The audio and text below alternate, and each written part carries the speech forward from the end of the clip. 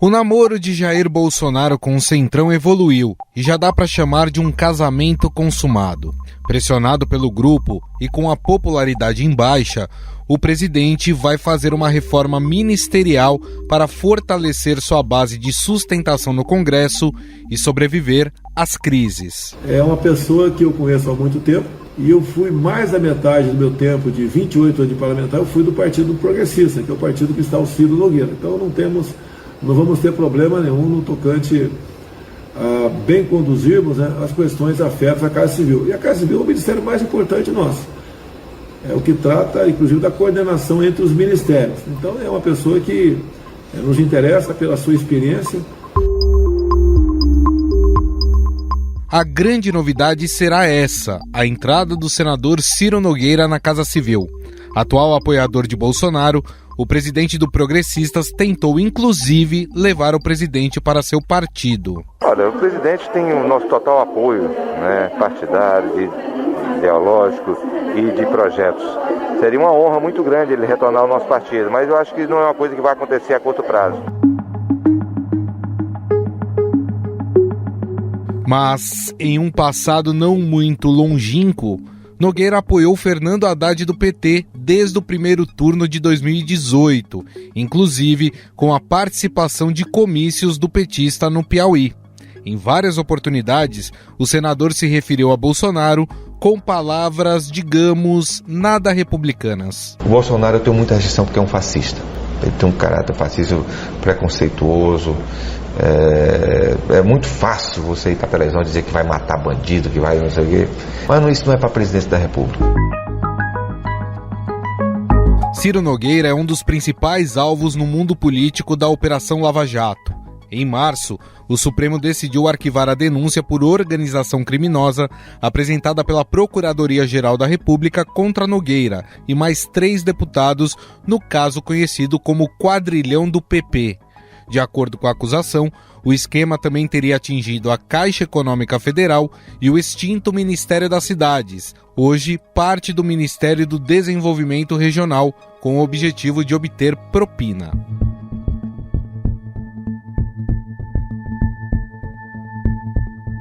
Para abrigar o presidente do PP no seu governo, Jair Bolsonaro teve que se desfazer de um dos militares do primeiro escalão, o general Luiz Eduardo Ramos. Ao Estadão, Ramos disse que não sabia das mudanças e que foi atropelado. Vale lembrar que na campanha de 2018, o então candidato do PSL havia prometido não ceder a pressões políticas por cargos nem lotear a equipe. Governabilidade é equivalente à corrupção no Brasil. Como nós podemos governar sem o tomar lá da cá? Porque se tomar lá da cá, é a raiz, é a origem do quê? Da corrupção e da ineficiência do Estado. Se é para fazer a mesma coisa, me desculpa aqui, que você falou, como é que você vai governar se não for assim? Você está dizendo que nós devemos continuar mergulhados na corrupção. Não apenas cedeu, como descumpriu uma outra promessa, a de não inchar a máquina pública com ministérios. Nós diminuiremos o tamanho do Estado, teremos no máximo 15 ministérios, de aproximadamente 150 estatais, no primeiro ano, no mínimo 50, ou nós privatizamos ou extinguimos, simplesmente. Para abrigar Luiz Eduardo Ramos na Secretaria-Geral do Governo, Bolsonaro terá que destronar um dos seus mais fiéis apoiadores, Onyx Lorenzoni. Por causa dessa movimentação, o presidente pretende recriar o Ministério do Trabalho e Previdência para abrigar o seu aliado. Com isso, Bolsonaro, que havia prometido cerca de 15 ministérios no seu governo, pode chegar a 23, caso essa mudança se concretize. Quem acompanha essa dança das cadeiras no governo é o repórter do Estadão em Brasília, Lauriberto Pompeu. Tudo bem, Lauriberto? Opa, tudo bem, Gustavo? Agradeço aí a todos os ouvintes também que estão ouvindo. Bom, as mudanças já foram confirmadas pelo presidente da República, que o ministro Onyx vai para o Ministério do Trabalho, que tinha deixado de existir quando o presidente Bolsonaro assumiu o governo. muito naquele discurso de não loteamento dos ministérios, que ter muito ministério é para acomodar aliado, que isso significa corrupção, enfim, tomar lá da cá. Esses termos, inclusive, estão no plano de governo que ele enviou ao TSE nas eleições de 2018. Mas, enfim, agora contrariando essa ideia, recriando um ministério para abrigar um aliado, o ministro Onyx Lorenzoni. Agora, essa movimentação feita pelo presidente é porque ele percebeu um desgaste do seu governo perante o Congresso Nacional? Isso, principalmente no Senado. A Câmara já estava assim, meio que atendida, porque já tem os 3 deputados já ministros, a deputada Flávia Arruda, o deputado Fábio Faria e o deputado João Roma, né? Ministros mesmo indicados por partidos. O Onyx também é ministro, mas era da cota pessoal do presidente. Mas a Câmara já estava atendida nessa questão, mas o Senado nunca teve nenhum representante ministro no governo Bolsonaro. E é o partido do Centrão, né? Que você vê que apoia qualquer governo. Já apoiou a Dilma, apoiou o impeachment da Dilma logo em seguida, e o governo Michel Temer. Depois apoiou de novo o PT com o Haddad em 2018 e agora está na base do Bolsonaro. Enfim, são esses partidos que ficam mudando conforme o governo. Inclusive o próprio Ciro Nogueira, né, Lauriberto, falando mal do Bolsonaro no passado, né? Isso, em 2017, um ano antes da eleição presidencial, disse que o Bolsonaro é fascista, criticou o discurso do então candidato de ter que prender bandido, ter que matar bandido, agora está ministro dele. Mas isso é para atender o Senado, e o governo estava muito, muito desassistido no Senado, principalmente agora que tem a CPI da Covid, que está mirando no líder do governo, está mirando em contratos que o governo assinou, está mirando em ministros, no Ministério da Saúde. O governo está sem uma interlocução no Senado e agora espera ter com um ministro senador na Casa Civil, que é um ministério importante. Claro. Agora, deu para captar também, Lauriberto, como é que o Congresso Nacional recebeu essa movimentação, essa informação da ida do Ciro Nogueira para o governo, né? A criação de um novo ministério para acomodar um aliado, no caso o Onyx Lorenzoni. Deu já para sentir a pressão do Congresso Nacional diante dessas informações? Sim, claro. O Planalto está acuado, né? O progressista já vinha cobrando esse espaço no governo Bolsonaro há algum tempo. Era o único partido da base aliada que não tinha um ministro, apesar de ter presidente da Câmara, né? Com a ajuda do Planalto, mas nunca havia conseguido um ministro na gestão Bolsonaro. Já estava há muito tempo cobrando esse espaço, desde quando o PL entrou no Planalto com a deputada Flávia Arruda. Agora dá para perceber que o governo exauriu a opção dele, porque não foi fácil. Enfim, não foi, pelo que se vê, o Bolsonaro não nomeou de pronto um ministro do Centrão para a Casa Civil. E, além disso, uma coisa curiosa também é que é a primeira vez que o presidente de um partido está lá no Ministério da Casa Civil, o presidente do partido do Centrão. Normalmente eles nomeiam aliados, nomeiam alguns deputados. Agora está sem intermediário, né, digamos assim, porque esses representantes do partido sempre estão nos governos, mas não costumam ser o presidente do partido. Agora, Lauriberto, como é que tem sido a interlocução do presidente Jair Bolsonaro com os seus apoiadores, e aí eu estou dizendo apoiadores da sociedade civil, vamos dizer assim, porque na campanha ele prometeu não fazer o toma lá da cá, na campanha ele prometeu não se envolver nesse sistema político que, segundo ele, é corrupto, né, de dar cargo para político em troca de apoio. Como é que tem sido essa interlocução para explicar todos esses rearranjos que ele tem feito? Então, os deputados aliados dele, né, tradicionalmente bolsonaristas, que foram eleitos com o mesmo discurso que ele, não têm comentado isso. Mas, assim, dá para ver que tem um ou outro que deixa escapar uma insatisfação. O ex-ministro da Educação, o Abraham Weintraub, ele tweetou ontem, assim, em referência a essa questão. Tudo certo e maravilhoso. O plano do Centrão está decolando e já prometeram que iremos ver estrelas. Enfim. E também, nesses seguidores mais ligados ao Olavo de Carvalho, dá para ver críticas ao senador Ciro Nogueira, que, enfim, é investigado na Lava Jato. Uhum. Mas de deputados mesmo, da base, bolsonaristas, eles estão bem calados. Nem para defender, mas também nem para criticar. Enfim, é uma atitude que contraria o discurso do presidente, que em todo momento falou que não se aliaria ao Centrão. Uhum. Hoje ele tentou justificar e disse que veio do Centrão, que foi do PP, do Progressistas, foi do PTB, que nasceu de lá. Uhum. Mas, enfim, a gente vê que o discurso de campanha dele era outro. Perfeito. Bom, nós conversamos com o Lauriberto Pompeu, repórter de política do Estadão em Brasília, que nos falou um pouco sobre essa troca de cadeiras lá no governo federal, troca promovida pelo presidente Jair Bolsonaro. Lauriberto, queria te agradecer novamente, muito obrigado. Obrigado, Gustavo, eu agradeço aí pelo convite.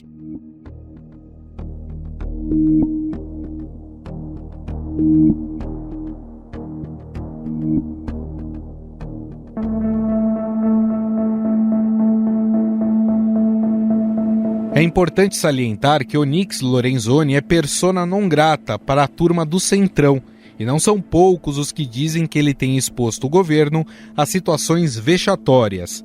Em março, por exemplo, o ministro disse que lockdown não funciona para frear a disseminação da Covid-19 porque insetos podem transportar o vírus. Muitos ainda insistem numa ferramenta chamada lockdown, que já está provada por várias experiências no mundo que ela é ineficiente.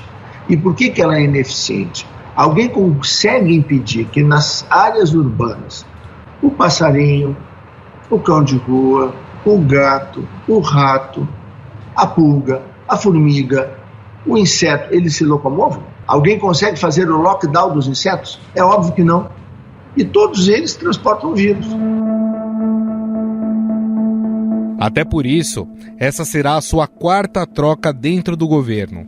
Ele foi chefe da Casa Civil, comandou a pasta da Cidadania, está à frente hoje da Secretaria-Geral e vai assumir o trabalho. O Onyx, que eu chamo de Coringa, né?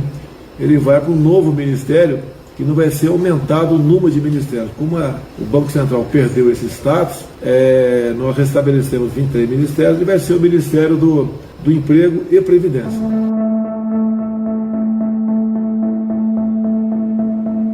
Para analisar essas mudanças no governo federal para abrigar o Centrão, convidamos o professor e cientista político do INSPER, Carlos Mello.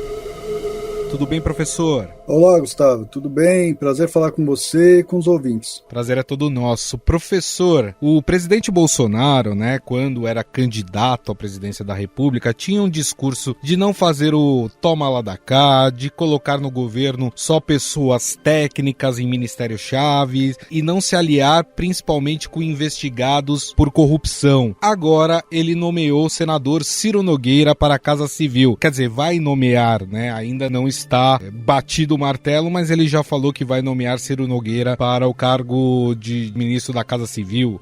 Qual o simbolismo, na sua visão, dessa movimentação feita pelo presidente? Olha, o primeiro símbolo me parece muito claro, Aquilo que o presidente falou durante a campanha eram palavras ao vento. Como ele mesmo se pronunciou recentemente, ele mesmo admite que vem do PP, do Centrão, de certa forma, e agora está dizendo que esse termo Centrão é pejorativo, enfim, tentando explicar, ou seja, aquilo que ele disse durante a campanha e que os seus colaboradores mais próximos também disseram, aquela hostilidade toda, tinha uma crítica muito grande ao Centrão, ao meu ver tem até hoje, mas não era crível, não era factível, não era realmente uma posição política do presidente, era uma conveniência eleitoral. Esse é o primeiro símbolo. O segundo símbolo é que Jair Bolsonaro cede, Jair Bolsonaro capitula.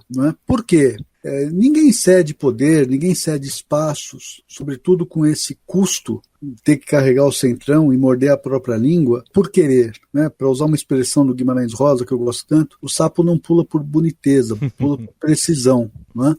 Então ele cede por quê? Ele cede porque está fragilizado, porque a CPI tem revelado muitos pontos importantes que o deixam numa situação muito complicada. As ruas começaram a se mexer, sobretudo agora com o avanço da vacinação, as pessoas se sentem mais à vontade para ir às ruas e reivindicar. As pesquisas eleitorais mostram essa situação de fragilidade e o impeachment começou a ser um vocábulo usado com muito mais frequência. Então o presidente percebe que está frágil e que precisa de alguma forma recauchutar ali, né, a sua blindagem, precisa refazer a sua blindagem e, portanto, cede poder em troca de uma maior segurança em relação ao perigoso Centrão. O Centrão não tem amigos, o Centrão tem interesses. Dá para a gente dizer, professor, que o presidente Jair Bolsonaro hoje é refém do sistema que ele jurou não se curvar? Eu escrevi isso num artigo que eu fiz para o Estadão, que o presidente é refém, e horas depois me veio uma nova questão à cabeça.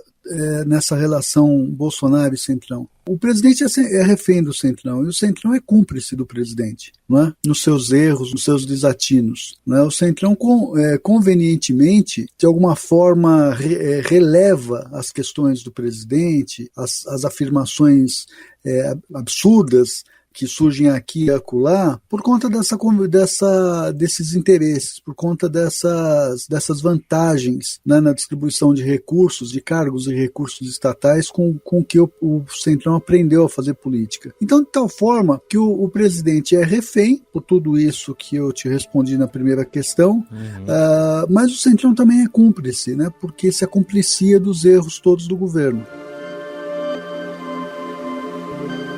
Essa atitude, inclusive do presidente Jair Bolsonaro, que até então, né, ainda não tinha aberto espaço para o Centrão naquele primeiro escalão do governo, né? Agora ele começa a ceder também nessa parte do governo. Isso pode ser entendido como um movimento de desespero por parte do presidente, já que ele vem perdendo apoio popular e também apoio dentro do Congresso?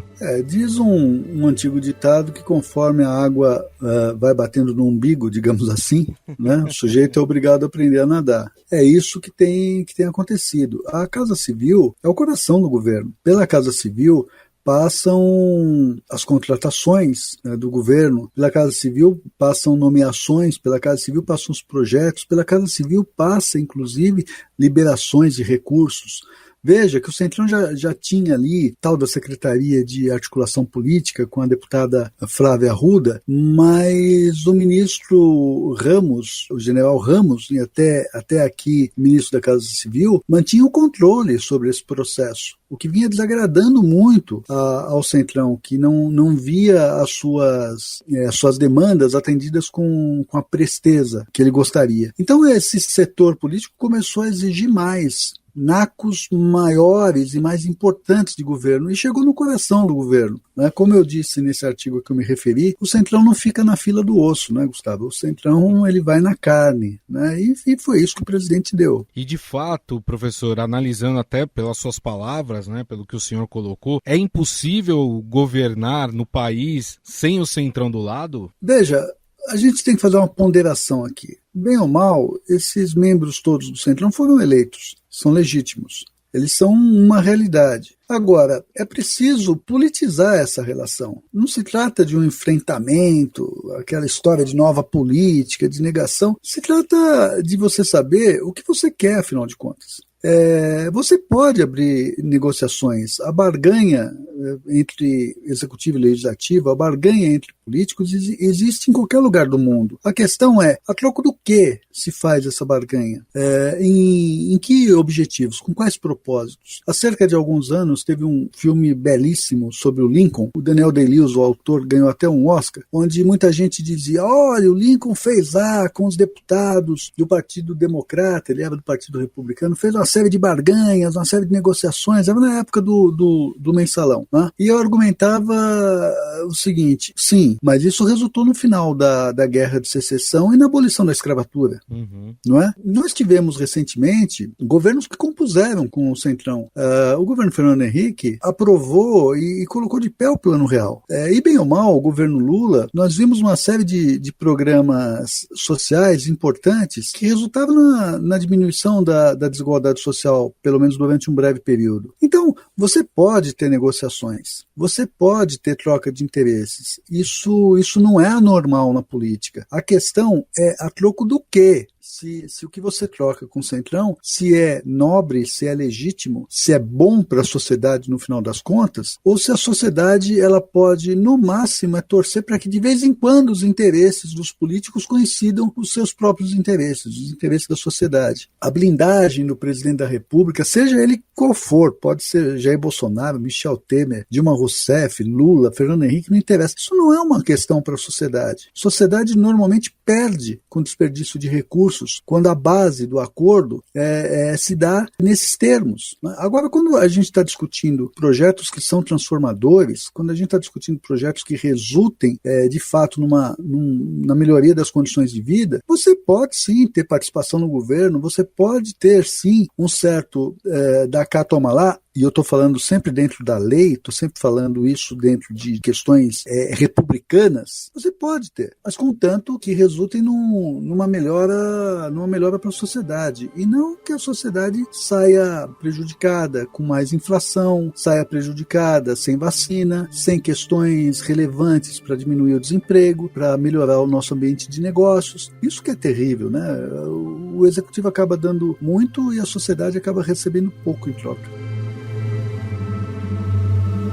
Para a gente fechar, professor, tem uma outra questão que, para fazer todo esse rearranjo dentro do seu primeiro escalão, o presidente cogita criar mais um ministério, né? Voltar a ter um Ministério do Trabalho e Previdência Social para colocar um aliado, aí no caso, que é o Onyx Lorenzoni. Para quem prometeu ter no máximo 15 ministérios e para o seu 23º, tem também um peso simbólico? Tem um peso simbólico, assim como a recriação do velho Ministério do Trabalho, que nós vimos em governos anteriores uma série de problemas no trato dos recursos do Fundo de Amparo ao Trabalhador, por exemplo. Assim como, de alguma forma, você mexer no desenho daquilo com que Paulo Guedes se comprometeu quando foi ao governo. Enfim, tudo isso tem um peso. E o interessante é que nós entramos na mesma questão que você levantou logo de princípio, a incoerência, né? Se antes o Centrão era demonizado, agora se faz acordo com o Centrão. Se antes criar ministérios era proibido, agora é permitido. Se antes mexer no desenho do Ministério da Economia era um absurdo, agora é absolutamente normal. O que nós vemos é que esses atores todos, do presidente da República ao ministro da Economia, vemos esses atores todos morderem a língua, porque ou diziam algo errado lá atrás, ou estão dizendo agora. Não há coerência. Ou a coerência se dá só pelo próprio processo político e pela fragilização de um governo que tem que ceder. Bom, nós conversamos com o professor, cientista político do INSPER e colunista do Estadão, Carlos Mello. Professor, queria mais uma vez agradecer o senhor aí pelo espaço cedido para nós. Muito obrigado pela entrevista. Sempre um prazer falar com você e com seus ouvintes.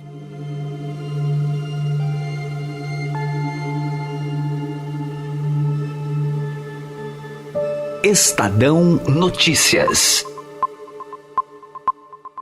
O Estadão Notícias desta sexta-feira vai ficando por aqui. Contou com a apresentação minha, Gustavo Lopes. A produção é de Jefferson Perleberg, Ana Paula Niederauer e Rafaela Barbosa. A montagem é de Moacir Biasi. O editor do núcleo de áudio do Estadão é Emanuel Bonfim. O diretor de jornalismo do Grupo Estado é João Fábio Caminoto. Mande seu comentário e sugestão para o nosso e-mail podcast@estadão.com. E agora, você acompanha mais um Drops do projeto Vozes Negras, comandado pela cantora e apresentadora Paula Lima. Doritos oferece Vozes Negras. Drops Vozes Negras. Hoje, Pretinho da Serrinha fala sobre como ele enxerga a atuação e a presença de profissionais negros na indústria fonográfica. Assim, na produção, eu ainda vejo poucos, sabe? Eu vejo poucos. Tipo no samba. produtor preto no samba? Prateado, um dos maiores, Prateado, grandes assim, produtores e arranjadores de samba. Falar aqui do Rio. Aí de São Paulo, Valmir, aqui no Rio, Prateado. Eu, chegando agora, tal, depois deles. Mas você não consegue falar tantos produtores pretos, sabe? Você não consegue assim, rápido. Fala aí. Não tem tantos. E acho que, assim, a próxima geração talvez seja diferente, sabe? Porque a que está aí não tem muitos. A gente está sempre na parte do braçal. Quem toca, aí somos nós, sabe? Quem compõe, somos nós. Mas na hora, assim, na ponta da lança, a gente não está ainda nesses lugares todos, sabe? Eu tenho quebrado muito isso. Eu estou invadindo, deixa passar, eu vou. Você ouviu Drops Vozes Negras. Realização Sony Music e Rádio Eldorado.